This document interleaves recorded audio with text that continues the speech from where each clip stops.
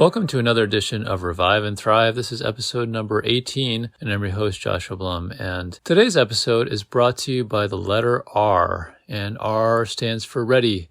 And so if you're new to us, we've been going through the alphabet one letter at a time, and each episode relates to a different aspect of physician burnout, specifically for fathers. I had picked this overall approach because many people in the medical profession will deal with some professional burnout at some point.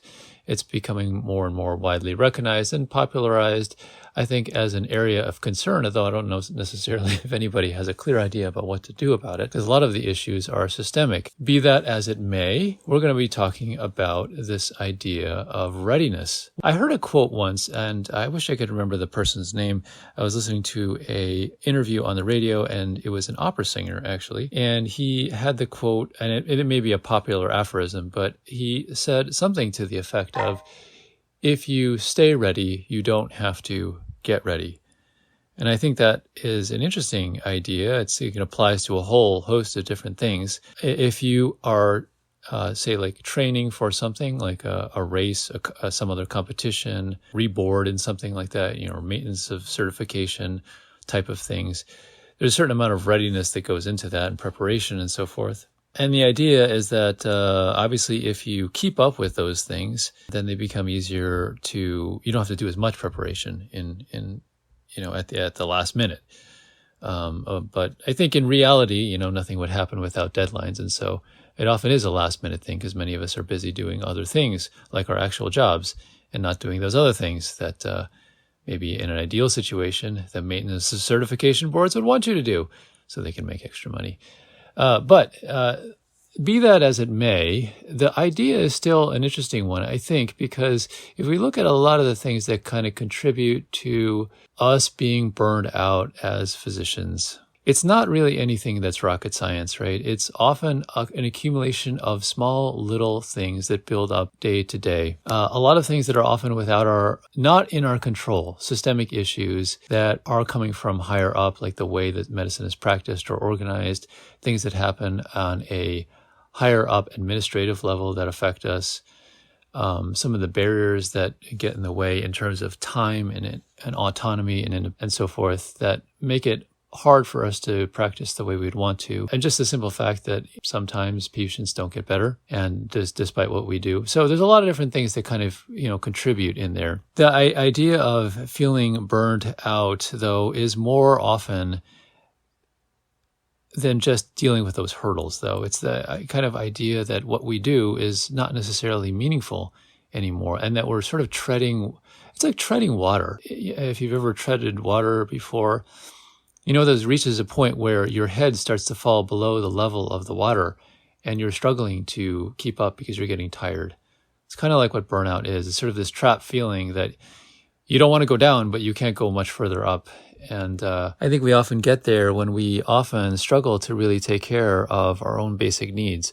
We've often talked about this before on multiple different levels. We're going to be talking about some physical things today and some ways of thinking about things, I think, both as physicians and also as dads. Let's do the dad part first, I would say, because that's the part that we're not formally trained in. No one ever gets trained to be a parent. You may take some classes here and there, but your kids don't come with an owner's manual. You don't go to school for it. And even if, for example, like I'm a child psychiatrist, I have some formal training in it. But your own kids are always different. So there's no intro course into your own child, so to speak.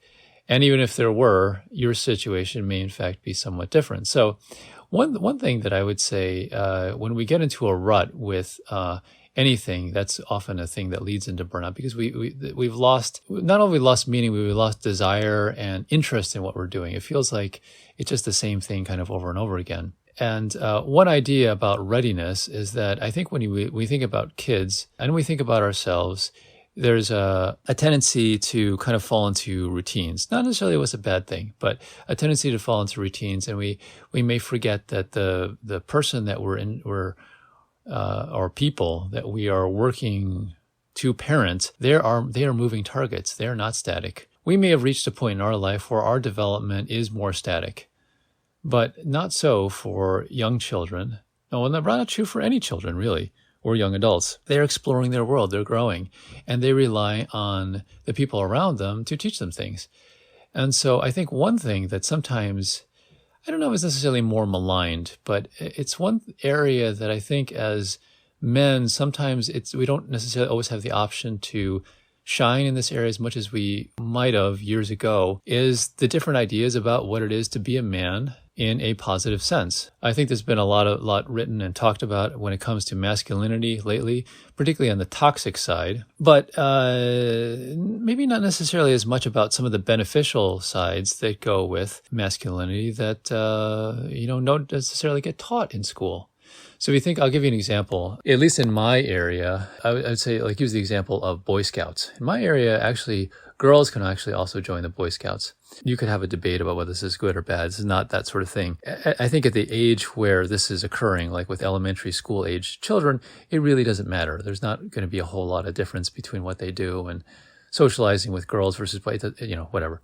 It doesn't matter. But I would say that traditionally has been an area where boys learned things from other men, and hopefully in a positive sense. It didn't obviously always occur that way, but that were things like, camping, how to start a fire, how to whittle, how to sharpen a knife, various other things like that, that were sort of within the realm of what men did. As gender roles have kind of shifted, there has been sort of less of that, I think. And obviously women can do plenty of those things too. It makes sense that it would include both genders. But I think one thing is that as a father, you may want to impart some of that wisdom onto your children. You may want them to learn certain things. You may say like, well, this is part of what I think you should know. I mean, I guess one idea of fatherhood is that it's an aspect of love where you're kind of preparing your children to leave the nest. So you want them to know certain things and be able to do certain things in order to do that. And when you feel like you can't do that,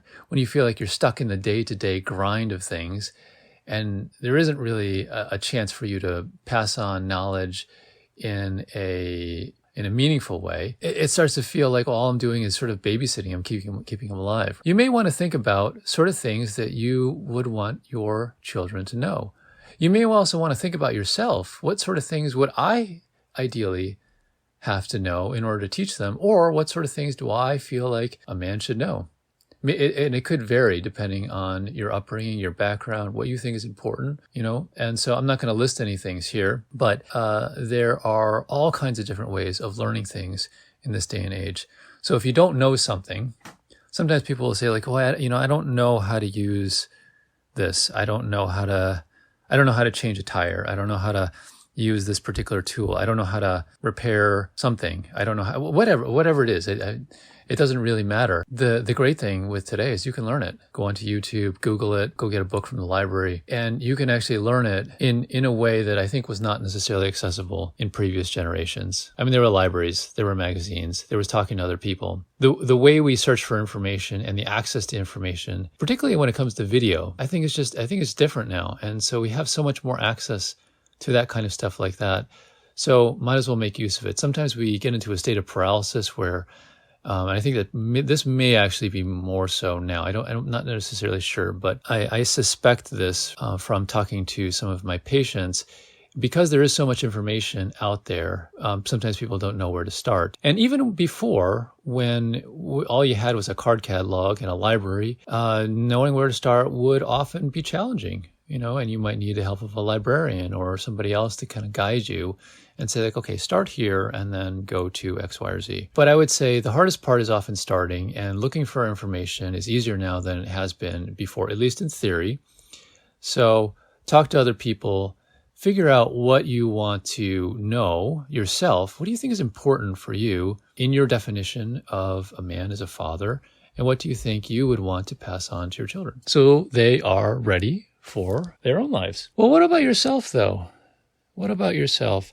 Well, aspects of your own readiness and being able to not just show up for being a father, but also being as a physician or just a human being in general. There's lots of different ways you can do this, and some of this may fall under the overall rubric of self-care.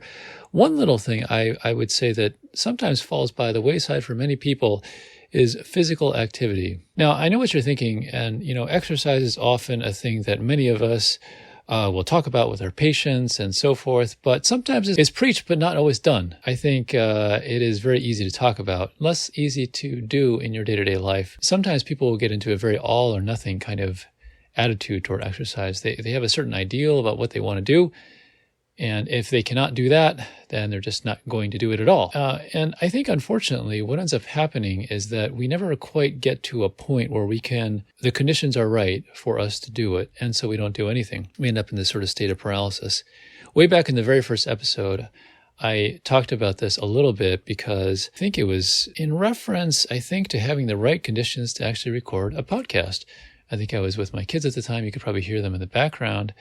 And I think I had chosen that time because I happened to have a little window to do this.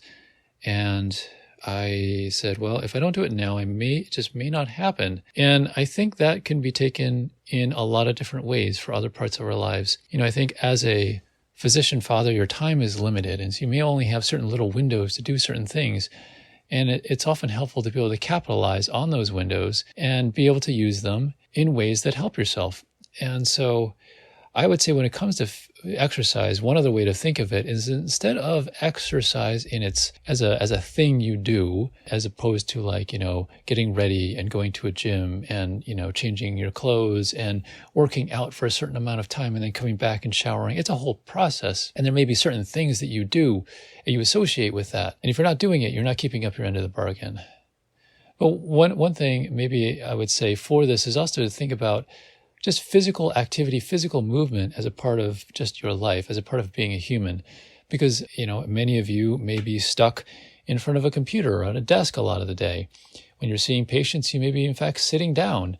And then when you're not seeing patients, you may be, in fact, writing notes in front of a computer, hunched over, looking at a screen. Human beings were not designed for that. There's a whole host of musculoskeletal problems that we talked about we kind of alluded to in previous episodes, one on posture that we'll talk about again in a future episode, that occur in that cascade of events. Our jobs are sometimes stressful. We need to get that stress out of our body and utilized in positive ways, and one of which, and one of the easiest ways, is through movement. We move as a part of living. As long as you're not necessarily wheelchair bound, you can walk and do other things like that. Even if you are temporarily in a wheelchair or you are in a wheelchair and your movement is limited, you may be able to move other parts of your body.